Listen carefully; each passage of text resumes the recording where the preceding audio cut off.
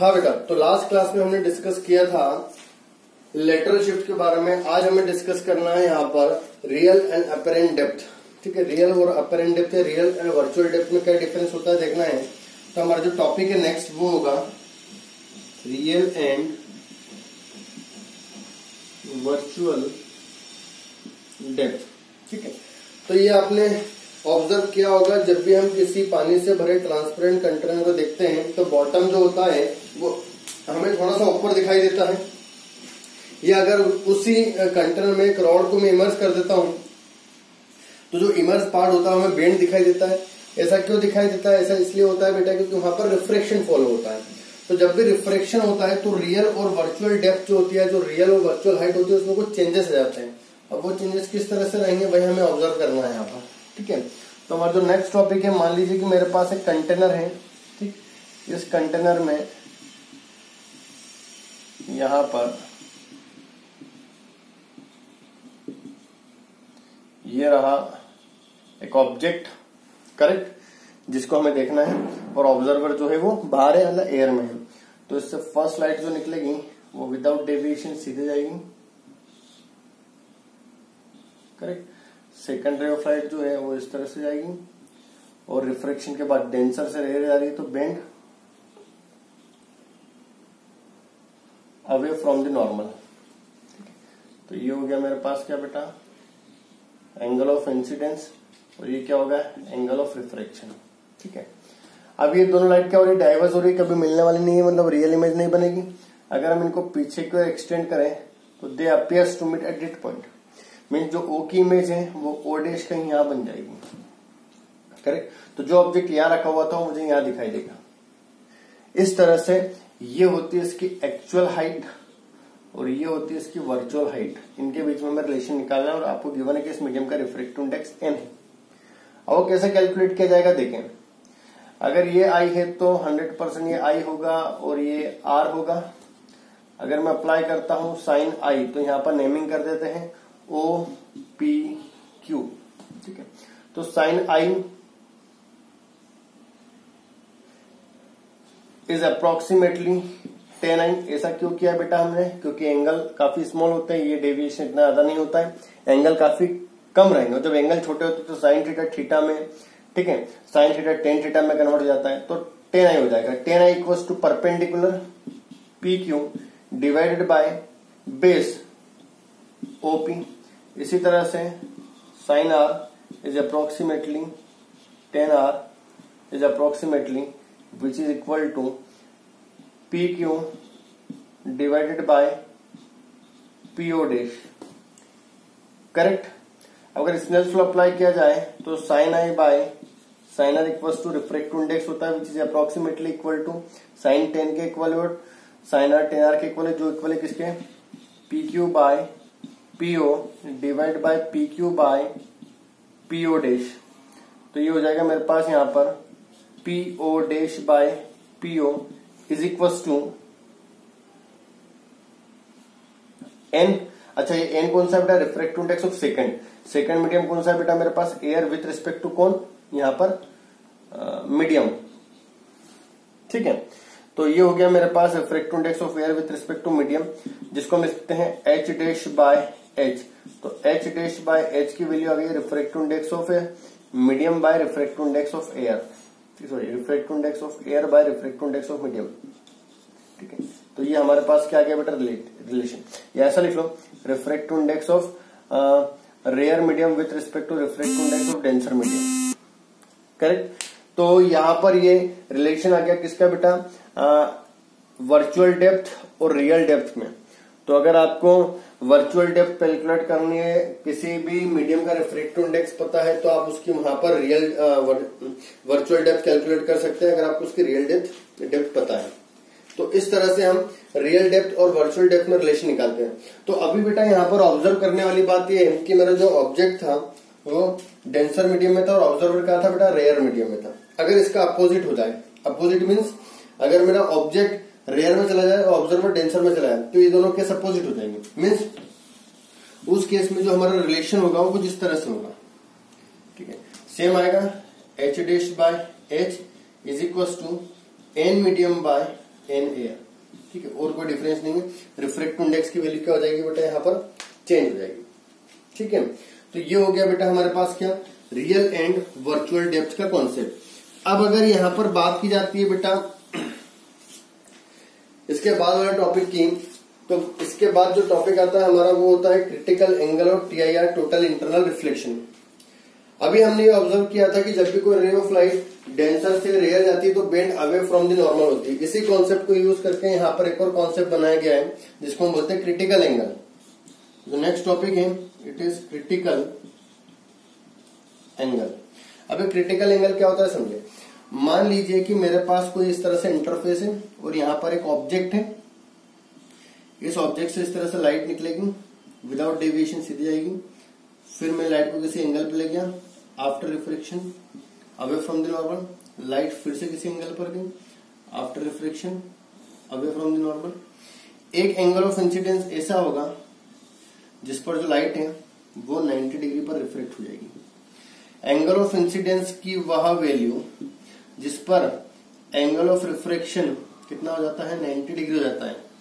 इस angle of incidence को हम क्या बोलते हैं बेटा, क्रिटिकल एंगल बोलते हैं। तो critical angle is the value of angle of incidence for which angle of refraction becomes 90 degree, ठीक है। इसी को हम क्या कहेंगे बेटा, क्रिटिकल एंगल कहेंगे। अब यहाँ पर रिलेशन क्या होता है क्रिटिकल एंगल का और रिफ्रैक्टिव इंडेक्स का देख लेते हैं। तो मेरी जो लाइट है वो डेंसर मीडियम से रेयर मीडियम में जा रही है, तो स्नेल्स लॉ अगर अप्लाई किया जाए, स्नेल्स लॉ वो होता है sine i by sine r equals to refractive index of second medium with respect to first medium. If i is equals to C हो जाएगा देन आर इक्वल्स टू 90 हो जाएगा। तो sine C by sine 90 is equal to rare with respect to denser. तो sine C की value कितनी हो जाएगी बेटा यहाँ पर, N rare by N denser. तो मेरे पास क्या आ गया बेटा, क्रिटिकल एंगल का रिलेशन आ गया किससे, रिफ्रैक्टिव इंडेक्स। अगर ये मीडियम मेरा एयर होगा तो एयर का रिफ्रैक्टिव इंडेक्स 1 होता है तो 1 बाय एन हो जाएगा। तो इस तरह से हम क्या कैलकुलेट कर सकते हैं बेटा, क्रिटिकल एंगल की वैल्यू कैलकुलेट कर सकते हैं किसी भी सरफेस, किसी भी एक मीडियम के लिए। जैसे फॉर एग्जाम्पल मान लीजिए क्वेश्चन आपसे बोला गया कि एक मीडियम का रिफ्रैक्टिव इंडेक्स √2 बताइए, इस मीडियम का क्रिटिकल एंगल कितना होगा। तो हमें पता है कि sine C is equal to 1 by √2 हो जाएगा एन, ठीक है। अगर ये 1 बाय √2 हो जाएगा तो 1 बाय √2 साइन में किसकी वैल्यू होती है बेटा, 45। इसका मतलब क्रिटिकल एंगल उस मीडियम का कितना है, 45 डिग्री है। इस तरह से हम किसी भी मीडियम के क्रिटिकल एंगल को कैलकुलेट कर सकते हैं। अब इसी के बाद यहाँ पर एक नया टॉपिक आता है जिसको हम बोलते हैं बेटा क्या, TIR, टोटल इंटरनल रिफ्लेक्शन। अब ये टोटल इंटरनल रिफ्लेक्शन TIR क्या होता है समझे, टोटल इंटरनल रिफ्लेक्शन। यहाँ पर जो रिफ्लेक्शन होने वाला है, टोटल होने वाला है, टोटल का मतलब होता है 100% जो लाइट हो जाएगी वो रिफ्लेक्ट हो जाएगी। कैसे, कॉन्सेप्ट वही रहेगा, अगर कोई ray of light denser medium से रेयर मीडियम में जाती है तो bend away from the normal होती है। अगर मैं एंगल ऑफ इंसिडेंस की वैल्यू को क्रिटिकल एंगल से भी ज्यादा कर देता हूं, जैसे फॉर एग्जांपल ये यहाँ पर जो एंगल ऑफ इंसिडेंस है ग्रेटर देन क्रिटिकल एंगल है, उस केस में जो लाइट होती है वो वापस से रिफ्लेक्ट हो जाएगी उसी मीडियम में by follow the law of reflection, ठीक है। अगर एंगल ऑफ इंसिडेंस की वैल्यू क्रिटिकल एंगल से ज्यादा होती है तो जो लाइट होती है वापस से उसी मीडियम में रिफ्लेक्ट हो जाती है जिस मीडियम से आई थी, और ये लॉ ऑफ रिफ्लेक्शन को फॉलो करती है। इस प्रिंसिपल को हम क्या बोलते हैं बेटा, TIR बोलते हैं, टोटल इंटरनल रिफ्लेक्शन कहा जाता है, ठीक है। अब अगर हम टोटल इंटरनल रिफ्लेक्शन की बात करें तो टोटल इंटरनल रिफ्लेक्शन को बेस्ड बहुत सारी एप्लीकेशंस होती है, इसके बहुत सारे एग्जांपल्स होते हैं, आपने 10th में डिस्कस भी किए होंगे। इसमें से एक जो एग्जांपल होता है बेटा वो होता है मिराज और looming of water, glittering of diamond.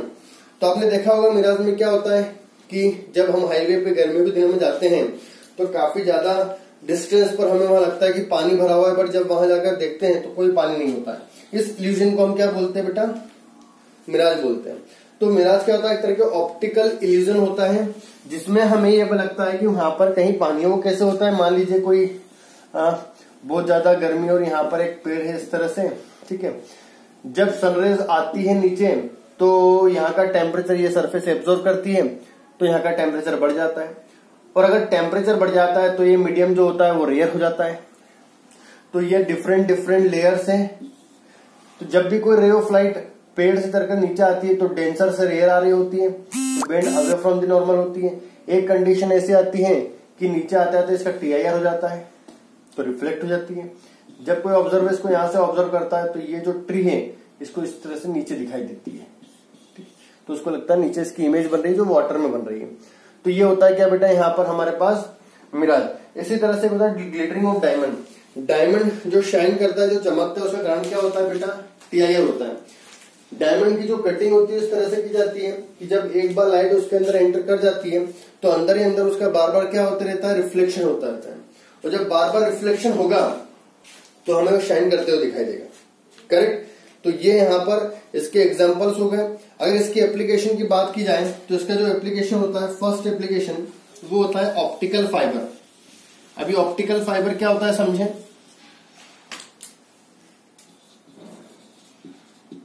Optical fibre,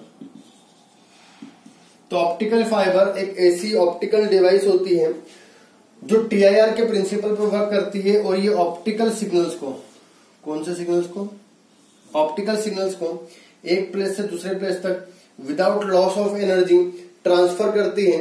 ठीक है, इसमें कोई भी एनर्जी का लॉस नहीं होता, भले ही मेरा पाथ कैसा हो, जिगजैग हो। तो ये मेरा पास हो गया कोर। इस कोर को कवर करने के लिए यहाँ पर एक लेयर लगी होती है, इसको हम बोलते हैं क्या, क्लेडिंग। ठीक है, जब कोई लाइट अंदर एंटर करती है तो इसका इस तरह से बार बार यहाँ पर TIR होता है। TIR मतलब टोटल रिफ्लेक्शन, मतलब एनर्जी का बिल्कुल भी लॉस होने वाला नहीं है। जो कोर होता है इसका रिफ्रैक्टिव इंडेक्स ज्यादा होता है और जो क्लेडिंग होता है इसका रिफ्रैक्टिव इंडेक्स कम होता है, जो कि एक प्रोटेक्टिंग लेयर होती है। तो जब भी कोई लाइट अंदर एंटर करती है तो डेंसर से रेयर जाती है और अगर एंगल ऑफ इंसिडेंस की वैल्यू क्रिटिकल एंगल से ज्यादा है तो उसका क्या होता रहेगा, बार बार बेटा TIR होता रहेगा। तो इस तरह से फाइनली हमें लाइट कहाँ मिलेगी, सेकंड एंड पे मिलेगी। अब इस ऑप्टिकल फाइबर के यूजेस क्या होते हैं, तो इसका यूज क्या आता है, ऑप्टिकल सिग्नल को ट्रांसफर करने में with the speed of light. Speed of light से ट्रांसफर कर सकते हैं, लेकिन बहुत स्पीड में पहुंचेंगे। इलेक्ट्रिकल सिग्नल को ट्रांसफर करने में, अब ये जो होता है वो ऑप्टिकल सिग्नल को ट्रांसफर करता है, तो इलेक्ट्रिकल सिग्नल कैसे कर पाएगा, बड़ा सिंपल सा कॉन्सेप्ट है।